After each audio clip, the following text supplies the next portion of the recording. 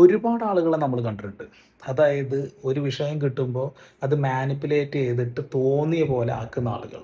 അങ്ങനെ ഒരു നാറിയെ കിട്ടിയിട്ടുണ്ട് കേട്ടോ. അഖിൽ NRDയുടെ ഭാര്യ ഒളിച്ചോടിപ്പോയി. നമ്മളെല്ലാവരും അറിയുന്ന കാര്യമാണ്. പക്ഷേ അതിന് മറ്റൊരു നരേഷൻ കൊടുത്തിട്ട് ഒരു വൃത്തികേട് കാണിച്ചിട്ടുണ്ട്. ഹിലാൽ ബിൻ ഉമ്മർ എന്നാണ് ആളുടെ പേര്. ആള് ഇട്ടൊരു പോസ്റ്റാണ്. ഭാര്യ ഒരു ബസ് കണ്ടക്ടറുടെ കൂടെ ഒളിച്ചോടിയ മനോവിഷമത്തിൽ ജീവനൊടുക്കി പ്രശസ്ത യൂട്യൂബർ അഖിൽ NRD 30. എന്നിട്ട് ഹാഷ്ടാഗ് കൊടുത്തിട്ടുണ്ട് അഖിൽ NRD RIP മേഘ അഖിൽ NRD എന്നൊക്കെ. ഇവൻ്റെ പ്രൊഫൈൽ കണ്ടില്ലേ? പ്രൊഫൈൽ എല്ലാവരും കാണണം. പ്രൊഫൈൽ എല്ലാവരും ഒന്ന് കയറിയിട്ട് നല്ല ഒന്ന് പൊങ്കാലായിട്ട് കൊടുക്കണം കേട്ടോ. ഒരു മനുഷ്യൻ അയാളുടെ ലൈഫിൽ വലിയൊരു നഷ്ടം സംഭവിച്ചു നിൽക്കുന്ന സമയത്താണ് ഇമ്മാതിരി ഒരു പോസ്റ്റർ.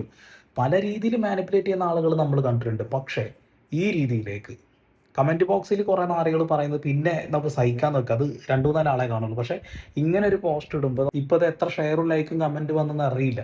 അത് കഴിഞ്ഞ് മറ്റൊരു ചാനൽ ന്യൂസ് യു എന്ന് പറയുന്ന ഒരു പേജാണ്. അതിൽ വന്ന സാധനം മേഘയുടെ 2ാം വിവാഹം അഖിലിൻ്റെ ആദ്യത്തേതും, ഇവൾക്ക് ഇത് തന്നെയാണോ പണി എന്ന് ആരാധകർ.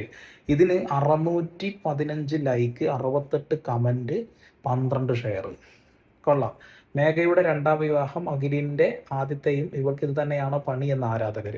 ഇതാണ് ഇവരിട്ടിട്ടുള്ളത് പോസ്റ്റർ. എൻ്റെ പൊന്നുമക്കളെ, ആ പയ്യൻ്റെ ഒരു അവസ്ഥയെക്കുറിച്ച് എല്ലാവരും പറഞ്ഞു. അവൻ ഒരു പാവത്താനാണ് എന്ന് അവൻ്റെ സുഹൃത്തുക്കളും പറയുന്നുണ്ട്. പല സുഹൃത്തുക്കളും നമ്മൾ കോണ്ടാക്റ്റും ചെയ്തിട്ടുണ്ട്. അവൻ സോഷ്യൽ മീഡിയ തുറക്കാതിരിക്കുക, തുറന്നു കഴിഞ്ഞാൽ അവന് ഭയങ്കരമായിട്ട് വിഷമമാണ്.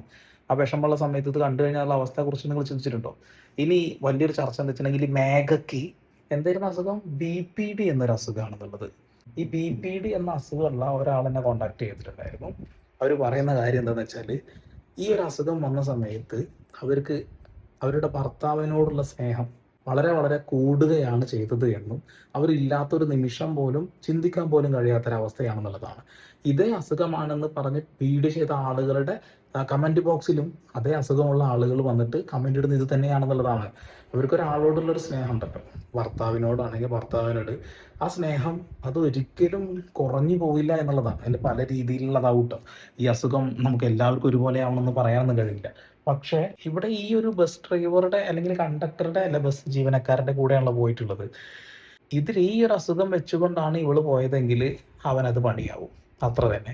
ഇനി വിക്കി തഗ് എന്ന് പറയുന്ന വ്യക്തി അഖിലിന്റെ കൂട്ടുകാരനാണ്, ഒരുമിച്ച് പഠിച്ചതാണ്, ഒരേ നാട്ടുകാരനാണ്. അദ്ദേഹം കുറച്ച് കാര്യങ്ങൾ പറയുന്നുണ്ട്, അതൊന്ന് കേട്ടോക്കെ. എന്തുവാ വിഷയം എന്നൊക്കെ അറിയണമെന്നുണ്ടെങ്കിൽ ഇവിടെ നൂറിനാട് സ്റ്റേഷനിൽ ഒന്ന് തിരക്കണം, അല്ലാതെ ചുമ്മാ വായി തോന്നുന്ന കാര്യങ്ങൾ വിളിച്ചു പറയരുത് എന്നുള്ളതാണ് എൻ്റെ ഒരു അഭിപ്രായം. അഖിൽ NRD എൻ്റെ നാട്ടിലാണ്, എൻ്റെ കൂടെ പഠിച്ച, ഞങ്ങൾ ഒരുമിച്ച് കോളേജിൽ ഒരേ ബൈക്കിൽ പൊക്കോണ്ടിരുന്ന ആൾക്കാരാണ്. ഇതവൻ്റെ കല്യാണത്തിന് ഞാൻ പോയിട്ടുണ്ടായിരുന്നു. ഈ ലോകത്ത് ആദ്യമായിട്ട് ഭാര്യയും ഭർത്താവും വിഷയമായിട്ട് മാറുന്ന ആദ്യത്തെ ആളൊന്നും അല്ല അഖിൽ NRD. പിന്നെ അവന് ഫേമസ് ആയിട്ടുള്ള ഒരാളാണ്. അവന് കണ്ടന്റ് ചെയ്യുന്ന ക്രിയേറ്ററായിട്ട് ഇപ്പോൾ ഒരു സിനിമ ഇറങ്ങി, അത് പൊട്ടി, അത് വേറെ കാര്യം. പക്ഷെ അവൻ കണ്ടന്റ് ക്രിയേറ്റർ എന്നുള്ള നിലയിൽ അവൻ അത്യാവശ്യം എല്ലാവരിലേക്കും എത്തിയൊരു വ്യക്തിയാണ്. ഇപ്പം നമ്മൾ ഒരേ നാട്ടുകാരാണ്, സുഹൃത്തുക്കളാണെങ്കിൽ പോലും വീഡിയോ ഒക്കെ ചെയ്യുമ്പോൾ ഞാൻ എൻ്റെതായ രീതിയിൽ ചെയ്യുക, അവൻ അവൻ്റെതായ രീതിയിൽ അവൻ നാട്ടിൽ അവൻ ചെയ്യുന്നു. എൻ്റെ പ്രേക്ഷകരെ പോലല്ല, അവൻ ഒരുപാട് ഫാമിലി ഓഡിയൻസും കുട്ടികൾക്കും ഒക്കെ ഇഷ്ടപ്പെടുന്ന രീതിയിലേക്ക് നമ്മുടെ നാട്ടിലുള്ള ആൾക്കാരല്ലേ. അപ്പം അതാണ് ഇപ്പോഴത്തെ കണ്ടന്റ്. ഇവിടെ നാട്ടിൽ മൊത്തം ഇപ്പൊ ചർച്ച ചെയ്യുന്ന അഖിൽ NRDയുടെ പെണ്ണുപിള്ളയുടെ കേസാണ്. അവള് പോയി, അത് വേറെ കാര്യം. ഓക്കെ, ഇവിടെ അദ്ദേഹം പറഞ്ഞു കേട്ടില്ലേ, ഒരു പാവത്താനാണ്. അങ്ങോട്ട് എന്തെങ്കിലും പറഞ്ഞു കഴിഞ്ഞാൽ തിരിച്ച് അവൻ ചൂടാവൊന്നുമില്ല. നമ്മൾ ആ വീഡിയോയിൽ കാണുന്ന പോലെ തന്നെ, ഇന്റർവ്യൂവിൽ കാണുന്ന പോലെ തന്നെ, സിനിമയിൽ കണ്ടതുപോലെ തന്നെ ഒരു പാവത്താനായ മനുഷ്യൻ. ഇയാളുടെ ലൈഫിൽ ഇങ്ങനെ ഒരു ദുരനുഭവം ഉണ്ടാവുന്ന സമയത്ത് ചേർത്ത് വെക്കേണ്ട സമയത്താണ് ഓരോ നാറികളും ചെന്നിട്ട് ആദരാഞ്ജലികളും അതും ഇതൊക്കെ പറഞ്ഞുകൊണ്ട് വെറുപ്പിക്കുന്നതെന്ന് പറയാതിരിക്കാൻ കഴിയില്ലല്ലോ. അയാളുടെ കുഴപ്പമാണെന്ന രീതിയിൽ കുറേ ആളുകൾ വീഡിയോ ചെയ്തിട്ടുണ്ടായിരുന്നു കേട്ടോ. അതായത് അഖിൽ NRD അങ്ങനെയാണ് ഇങ്ങനെയാണ് എന്നൊക്കെ പറഞ്ഞിട്ട് കുറേ ആളുകൾ വീഡിയോ ചെയ്തിരുന്നു. പിന്നീട് അതൊക്കെ മാറ്റിയിട്ട് ഇപ്പോൾ ഈ പെൺകുട്ടിയുടെ ഇതിലേക്ക് പോയിട്ടുണ്ട് എന്നുള്ളതാണ്. ഈ പെൺകുട്ടിക്ക് ഇപ്പം എന്താണ് അസുഖമാണെന്ന രീതിയിലാണ് പറഞ്ഞുകൊണ്ടിരിക്കുന്നത്. സത്യത്തിൽ എന്താ സംഭവിച്ചത് എന്ന് അവർ തന്നെ പറയേണ്ടി വരും.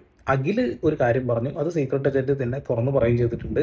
സീക്രട്ട് ഏജന്റ് അയാളെ വിളിക്കുന്നു, സായി അവരെ വിളിച്ച സമയത്ത് അഖിൽ പറഞ്ഞൊരു വാക്ക് ഇത്രയേ ഉള്ളൂ, അവർ പൊക്കോട്ടെ, ഇനി അവരുടെ പിന്നാലെ പോകണ്ട, അവരെ കുറ്റം പറയാനും നിൽക്കുന്നില്ല എന്നാണ് ആ പയ്യൻ പറഞ്ഞു എന്നുള്ളതാണ്. ഓക്കെ, ഇനി പ്രധാനപ്പെട്ട ഈ ഒരു ഭാഗം കൂടി കേൾക്കണേ.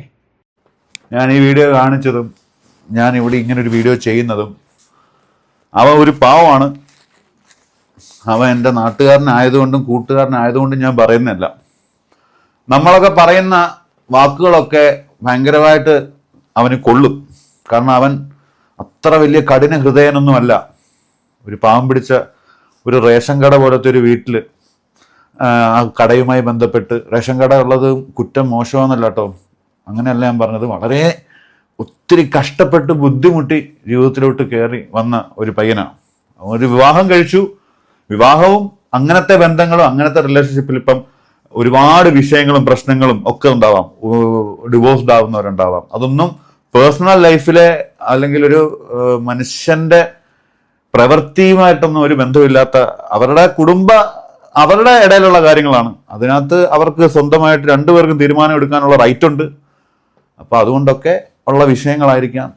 നമ്മൾ ഒരാളെ കളിയാക്കി ഇങ്ങനത്തെ കാര്യത്തിനൊന്നും കളിയാക്കരുത്. ഭയങ്കര മോശമാണ്. അത് ഒരു മെയിൽ ഈഗോയെ ബാധിക്കും ഭയങ്കരമായിട്ട്. അങ്ങനത്തെ കാര്യങ്ങളൊന്നും നമ്മൾ ഒരിക്കലും കളിയാക്കാൻ പാടില്ല.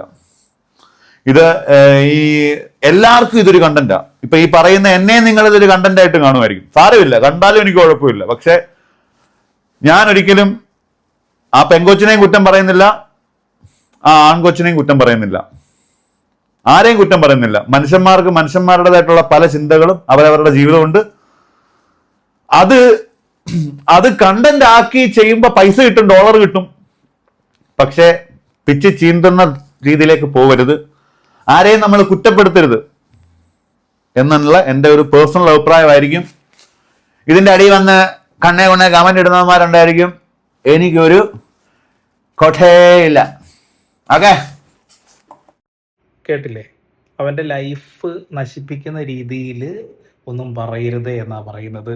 ഒരുപാട് കമൻറ്റുകൾ കമൻറ്റ് ചെയ്യുന്നുണ്ട്. അതിൻ്റെ ഇടയിലാണ് ആദരാഞ്ജലികൾ അർപ്പിച്ചുകൊണ്ടൊരു നാറി ഇമാതിരി ഒരു കുളത്തരം കാണിച്ചത് എന്നുള്ളതാണ്.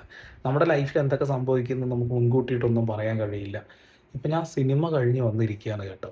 ഞാൻ സ്പൈഡർമാൻ പടം കണ്ട് വന്ന സമയത്താണ് ഈ പെൺകുട്ടിക്ക് ഇങ്ങനെ ഒരു അസുഖമാണ് എന്ന് പറഞ്ഞുകൊണ്ട് കുറേ ആൾക്കാർ വീഡിയോ ചെയ്തിട്ട് ന്യായീകരിക്കുന്നത് കാണുന്നത്. ഇങ്ങനെ ഒരു അസുഖമാണെന്ന് കരുതിക്കൊണ്ട് എങ്ങനെ ന്യായീകരിക്കാൻ കഴിയുക? അതൊരിക്കലും കഴിയില്ല. ഇവർക്ക് മൈൻഡ് കട്ടാവുന്ന ഒരു പ്രശ്നമല്ല. ഒരാളോട് ഒരു പ്രത്യേക സ്നേഹം കൂടും. ആ സ്നേഹം ചിലപ്പോൾ ചില ആളുകൾ വലവീശി അന്ന് കൊണ്ടുപോകുന്ന സംഭവം എന്നുള്ളതാണ്. അത് ഞാൻ വേറെ രീതിയിൽ പറയുന്നില്ല, ഇത് പറയേണ്ട ആവശ്യമില്ല, അതുകൊണ്ടാണെന്നുള്ളതാണ്.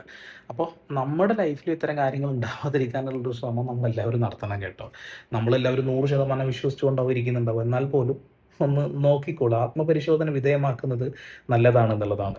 ഇപ്പോൾ അഖിൽ NRD എന്ന് പറയുന്ന ആ ഒരു വ്യക്തി അധികം വൈകാതെ തന്നെ വീഡിയോസ് ഇട്ട് തുടങ്ങുമെന്നാണ് ഞാൻ അറിയുന്നത്. കാരണം എന്താ വെച്ചിട്ടുണ്ടെങ്കിൽ ഇതൊക്കെ റിക്കവർ ചെയ്തിട്ട് അവൻ പോകാൻ ആഗ്രഹിക്കുന്ന ഒരു വ്യക്തിയാണ്.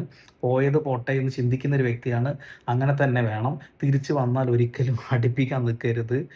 അവൾക്ക് ഇവനോട് താല്പര്യമില്ല എന്നും ഇവന് മറ്റൊരാളുമായിട്ട് എന്തോ ബന്ധമുണ്ടെന്നൊക്കെ പോലീസ് സ്റ്റേഷനിൽ പറഞ്ഞു എന്നുള്ള കഥകൾ കേൾക്കുന്നു. നമുക്ക് യാഥാർത്ഥ്യം അറിയില്ല എന്നുള്ളത് പല ആളുകളും പറയുന്ന കഥകളാണെന്നുള്ളതാണ്. ഇവിടെ ആ പെൺകുട്ടി ബസ്സിൽ വെച്ചിട്ട് ഇയാളെ കണ്ട് പരിചയപ്പെട്ട് അങ്ങനെ പ്രേമത്തിലായിട്ട് പോയി എന്നുള്ളതാണ്. ഇപ്പോൾ CCTV ഫുട്ടേജ് നമ്മൾ കണ്ടതാണ്. സ്ഥാപന ജംഗമ വസ്തുക്കളൊക്കെ എടുത്തിട്ടാണ് ആൾ പോയിട്ടുള്ളത്. അതുകൊണ്ട് തന്നെ ആ ഒരു കാര്യത്തിൽ ഇനി എന്തൊക്കെ മെഴുകിയിട്ടും കാര്യമില്ല എന്നുള്ളതാണ്. വീട്ടിൽ പ്രശ്നം ഉണ്ടെങ്കിൽ പറഞ്ഞ് പരിഹരിക്കുക, അല്ലെങ്കിൽ ഒഴിവാക്കി പോവുക, ഡൈവോഴ്സ് ചെയ്യുക, വേറെ ഒളിച്ചോടുക, എന്ത് തേങ്ങയച്ച ചെയ്തോ. ഇപ്പോൾ ഇവൻ്റെ ഫാമിലിക്കും ഇവന് നാണക്കേടാണ്, പുറത്തിറങ്ങി നടക്കാൻ പറ്റാത്ത അവസ്ഥയായി. ഇപ്പോൾ പ്രൊമോഷനും കാര്യങ്ങളൊക്കെ ചെയ്തുകൊണ്ടിരിക്കുന്നത് കൊണ്ട് തന്നെ ഒളിച്ചോടി പോയിട്ടും അവരിപ്പോഴും സജീവമാണ്. ഞാൻ കഴിഞ്ഞ വീഡിയോയിലും പറഞ്ഞു, അത് ഇങ്ങനെ ഒരു സൈഡിൽ കൂടെ പോകുന്നുണ്ട് എന്നുള്ളതാണ്. എന്തൊക്കെയായാലും ഈ സമൂഹത്തിൻ്റെ മുന്നിൽ എങ്ങനെയാണ് ഇനി ഇങ്ങനെ ചിരിച്ചു നിൽക്കാൻ കഴിയുക? അത് കഴിയില്ല എന്നുള്ളതാണ്. അപ്പോൾ പരമാവധി ഷെയർ ചെയ്യുക, ഷെയർ ചെയ്യണ്ട.